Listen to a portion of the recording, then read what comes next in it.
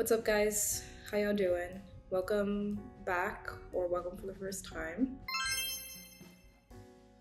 I wanted to make just like a little quick casual video for you guys, specifically talking about kind of my college journey and how I ended up at BU, and talking about just like the process of applying to colleges in general, because I was there like a little over a year ago. And yeah, give you guys advice, give you guys my little life story, college story, I guess, because some of y'all have been asking questions, and I know a lot of y'all are probably doing research. If you're in your junior or senior year, you're probably doing a lot of research in colleges right now, so I just want this video to kind of be a resource for you. So the first thing that you want to think about, and that I thought about, is what do you value the most in a college? So for every single person, this is going to be different.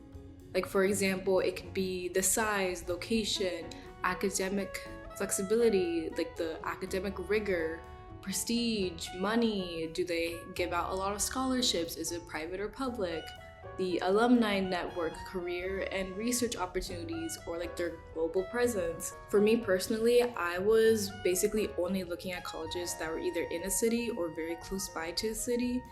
And because I wanted to study graphic design and international relations, I was also looking at universities that could offer both those options to me and had pretty good foundations and a strong college in both of those kind of spheres, which is a lot. It was very difficult to find. I even remember, like, when I was talking to my friends and like at the end of senior year, I would ask myself like, oh, like, why did I never apply to like why did I never apply to This would usually come from like older people, and they would ask me like, oh, like, why didn't you apply to any of the Ivies? And like the truth is that they just like straight up didn't have the majors that I wanted to major in, or they had like, or if they did have art, it'd be like BA in visual arts. Like, it wasn't fully graphic design. If they even had their own school, it still felt like an afterthought. So that really narrowed down a lot of the colleges for me. But having like strong boundaries and knowing exactly, and obviously you might not know yet what you want to study in, but you can start thinking about, where do you want to study? You know, are you going to be happy in a colder environment up north? Are you going to be happier by the beach, by the, like, are you going to be happier in the south? Or think about, how do you want to study? For me, another big requirement was study abroad opportunities. I love traveling. I traveled in high school. I traveled with my family all the time. So I needed a school that could also offer that for me. And when it came time to apply for colleges, I only ended up actually applying to 4, because with BU I ED'd. So what I told myself was that, oh, I'm gonna ED to BU, and if I don't get in, then I'll like keep applying. I think I had 8 colleges total on my list, but like obviously I got in through ED1, so I ended up just like not applying to those other 4, because why waste my time? But what actually might be a little surprising to you guys was that when I was first putting together my list of colleges, BU was just like tacked on there. No, I never really thought about the school as being an option for me. It was only really on my radar because I think my mom mentioned it, and then my college counselor mentioned it, and then they would be like, oh, like, what do you think about BU? I'm like, oh, you know, it's okay, which is kind of weird to think about back then, because BU like truly did like check all those boxes for me of what I was looking for in a school, but I was just not impressed by their website or something. I don't know, like, I didn't care for it that much. The 4 schools that I ended up applying to was BU, Northeastern, Loyola New Orleans, and then Temple, with like Temple and Loyola being my like safety schools, and then Northeastern, BU being like my reach, kind of. But my original plan was actually to ED to Tufts, because Tufts also has like a dual degree program with their school, and they have the SMFA, which is located literally right next to the MFA in Boston. And obviously that didn't end up happening because my mom kind of pushed me to visiting the colleges, which I 100%, I cannot say enough times, 100% recommend that you guys do the same. To actually, if you can and if you're able to, actually visit the colleges that you're thinking about, because being there on campus is a whole different feeling than what a website can give you, or like those little promotional mails, you know? And when I visited the campus, I think we did like BU the first day, and then Northeastern and Tufts the second day. And what's funny is that when we were actually checking in at our hotel when we got to Boston, the person who was like helping us out at the front, she was like, oh, like, what are you here for? We're like, oh, visiting colleges. And she was like, you guys should go to BU. Like, I graduated from there a couple years ago. So I don't know, maybe it was like a sign from the universe or something. But we ended up doing like the campus tour, and then they had, I'm trying to remember, and then they had like their little information session with like the tour guides and all of them. And I was just like really impressed by how they, first of all, organized the tours, because when you guys start going on college tours, you will quickly realize which schools have it better together and other schools that are, let's just say, lacking in that department. And BU really had it together, and they had like a little slideshow and everything, and you could ask like current students questions and not just like faculty, which I feel like it's very important to get both perspectives, because when you ask faculty members about certain colleges, then they can probably give you more informed answers, especially like when it comes to admissions, while with students they can give you better answers over campus culture and just the student vibe specifically. In my mind at the time, I was still thinking about eating to Tufts. And then the second day, we did like Northeastern. Northeastern was like fine. I don't even know why I ended up applying there, because I didn't even like the school at all. I think I only just applied because I basically had my application ready and I figured, why not? And then we went to Tufts, and I was just really like, guys, if you go like Medford, like let me tell you, Medford is not Boston.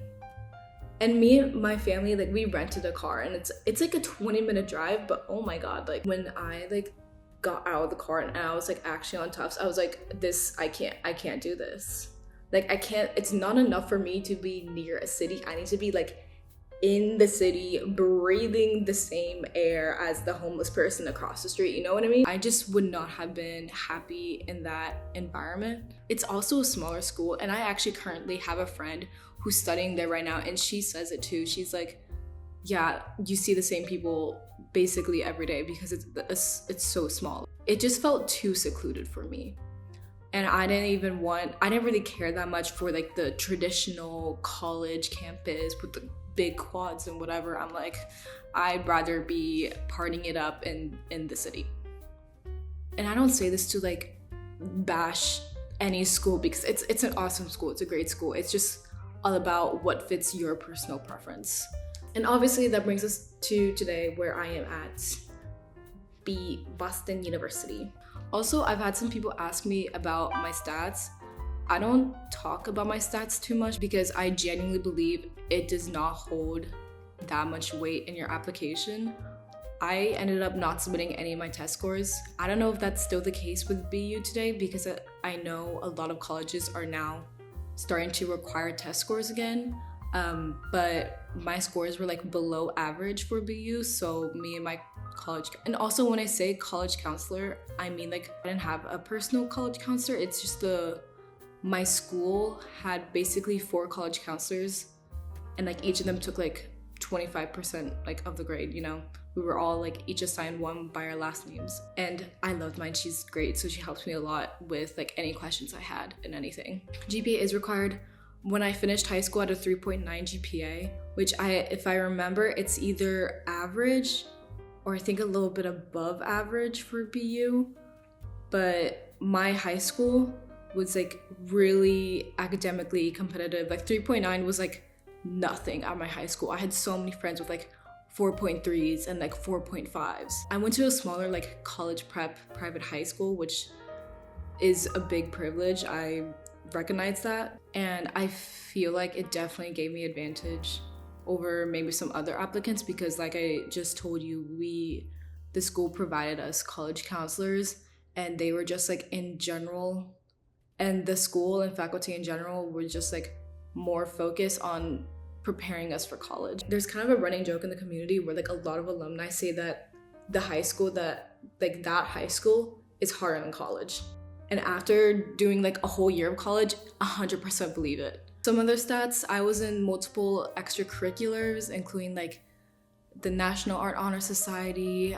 My school had like a global advisory council. I was also a part of theater as like costuming, to help out with something called intramurals, which is kind of difficult to explain because it was like unique to my high school. But basically each of the grades compete in different activities, and the whole like competition is called intramurals, and it'd be stuff like we would compete against each other in volleyball and in who can paint like the best mural and who has the most spirit, stuff like that. So I was part of the committee that like organized some of that stuff basically, and I held leadership positions for that like intramural committee, and then I was also president of the NAHS. So that's it for my stats. When it came to actually writing my application and sorting that whole thing out, guys, I have so much advice to give you, because that like fall semester of your senior year, and even like depending on how many schools you apply to, whatever, genuinely so stressful. I don't think I slept a day. Honestly, I mean, I rarely sleep as it is, but that period of my life specifically, I did not sleep at all. So first of all, and this is really, really, really important, please put as much time, care, your soul into your personal essay that you submit to the Common App, because let me tell you, I think I first wrote it because junior year, my like teacher, our last assignment was to kind of do like a rough draft of our personal essay, which I encourage all of you guys to do. The sooner that you can start, the better, hands down. Even just having, it doesn't need to be perfect, because like who wants to work during summer? Literally no one. But if you can just do a really, really rough draft, that's awesome. You're leaving yourself off in such good hands. But rewrite that as much as you need to. And also kind of be selective of who you allow to like read your personal essay and make edits of it. I myself only really showed it to my English teacher at school, as well as my aunt, who kind of helps a lot of people with their own college apps, and she like offered to read mine. And that is because your personal essay should be like 100% reflective of you, and it's with good intentions, obviously. But if 20 different people are telling you their own advice, you run the risk of your personal essay kind of being an amalgamation of other people's opinions rather than 100% your true writing and like reflection of yourself, you know? When colleges see your application, they can see like kind of the more material qualities about you. They can see if you were team captain on your soccer team, or if you were an art student, or this and that. So what's really important to show, not just through your personal essay, but through like your supplemental questions, is your core values as a person. So when it came to like my personal essay, spontaneity is hugely important for me, and that is kind of a value that you can't really touch. So it was important for me to show colleges that, because if I don't talk about it, then how are they gonna know? When it comes to those supplemental questions, let me just be really quick to tell you, if colleges say something is optional, it is not optional. Like, the next thing I also did was I made a resume for college. And I don't mean like, if you guys have had a job in the past, copying and pasting that resume, no. I mean specifically a college resume that talks about all the activities I was involved in, all the like awards and achievements and kind of like leadership positions that I ended up that I was a part of, because those applications, it feels like a lot of writing. You really have to kind of pick and choose what stories you want to tell about yourself.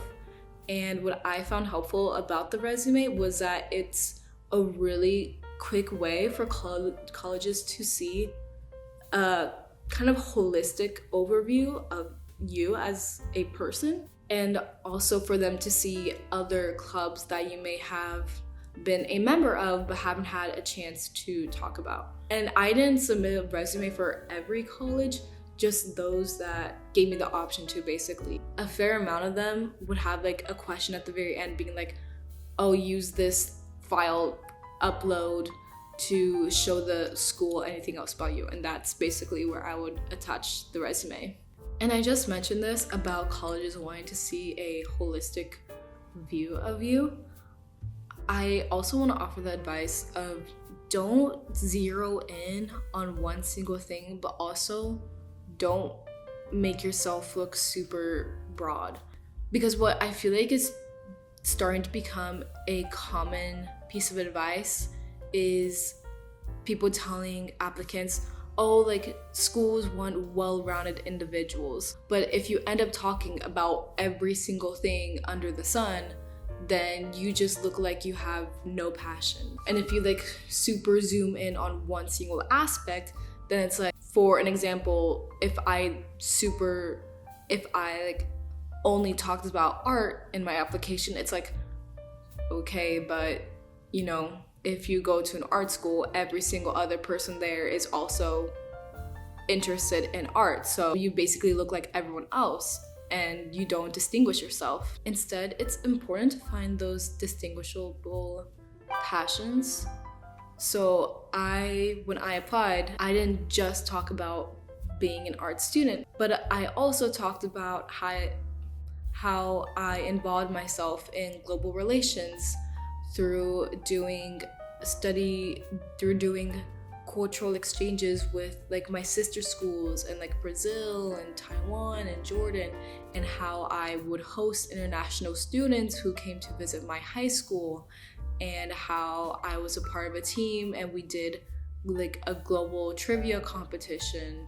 And I also talked about theater, which is also in the creative realm, but I emphasized how I used theater as an opportunity to learn about teamwork and manifesting an entire project, which requires a lot of different types of people with a lot of different skill sets.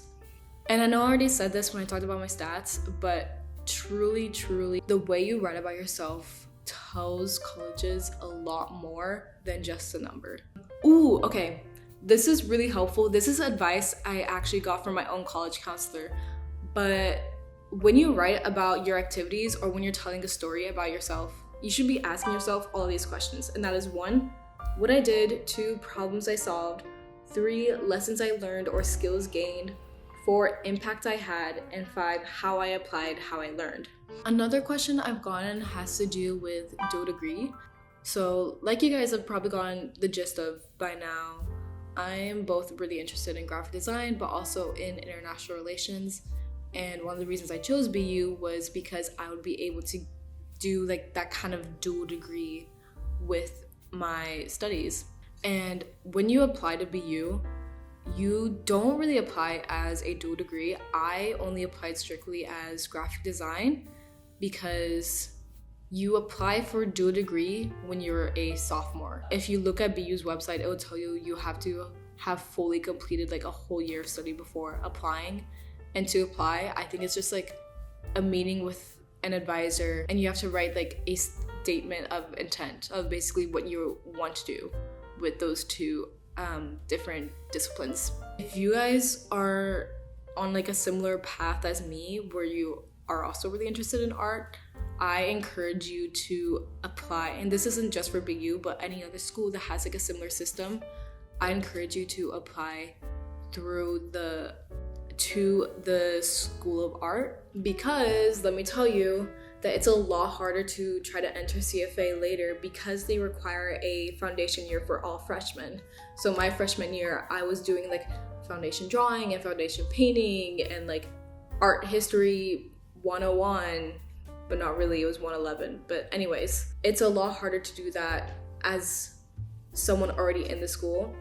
And also because of the portfolio aspect, it's just a lot easier to apply directly into CFA and then start taking classes in CAS or whatever other school that you're thinking of later. But you also want to be careful that if you are applying to, for example, the comm school, they require anyone who wants to transfer into comms to do like a introductory comm class that you have to pass, and then you can like submit your application. All right, next. So I did have to submit a portfolio in order to apply to BU, and I'm pretty sure I submitted portfolio to all my schools. So when it comes to submitting your portfolio, I'll just say that you want to have a good mixture of subjects.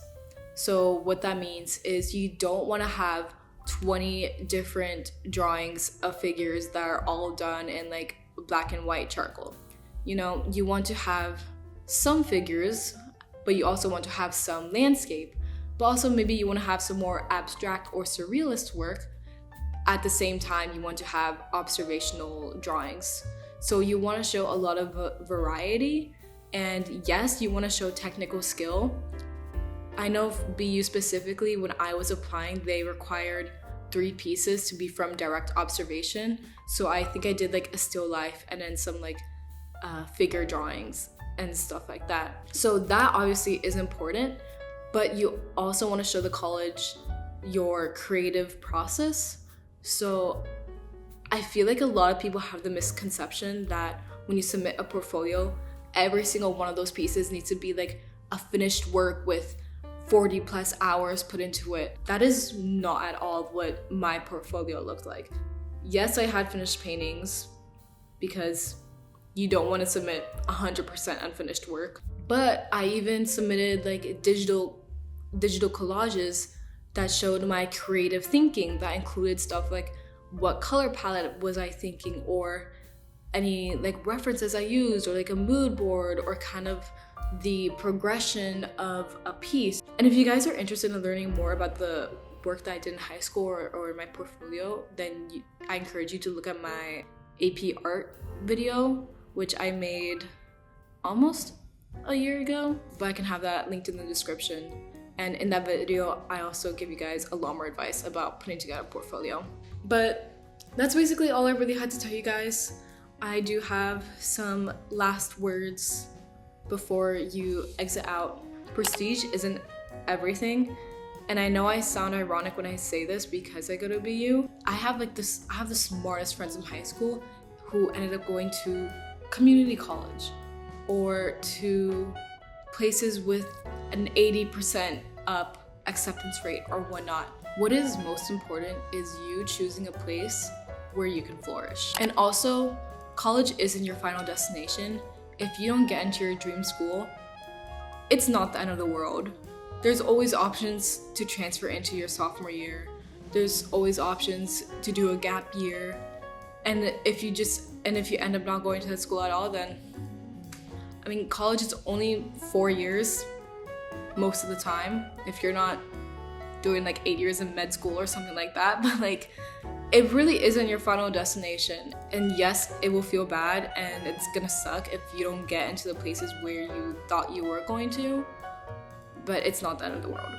And the final thing I want to say is that where you choose to go only has to do with you. Some people can get super competitive around this time, constantly asking others, where are you applying? Where have you gone into? This and that. Like, and just get really obsessive about it to a harmful extent. And during such a monumentous decision in your life, having that really like competitive, suffocating air just sucks. So my advice, just say nothing about the places that you're applying to. I didn't tell anyone where I was applying or even what my top 3 schools were until like the very end of the year. Definitely not before December. I didn't even tell my friends that I got into BU until maybe like 3 or 5 days after I got the notification. And I feel like that saved me just like a lot of that, like I said, suffocating air. Because let me tell you that for people that didn't stay quiet, and when those decisions came out, villains just like appeared within thin air, be like, oh, did you get in? Did you get in? Oh, I heard this person got denied. I heard this person got denied. Oh, like, how did you get into this school and I didn't get in, even if I have like better grades than you, and like this and that. It's just like, it's just so annoying. So just like keep the process to yourself, because nobody needs that negative energy. That's basically all for this video. Super chill and low-key. If you guys have any other questions, feel free to ask in my comments. And if you want more like kind of talking videos like this, let me know. But I will see you guys hopefully in another video. Bye.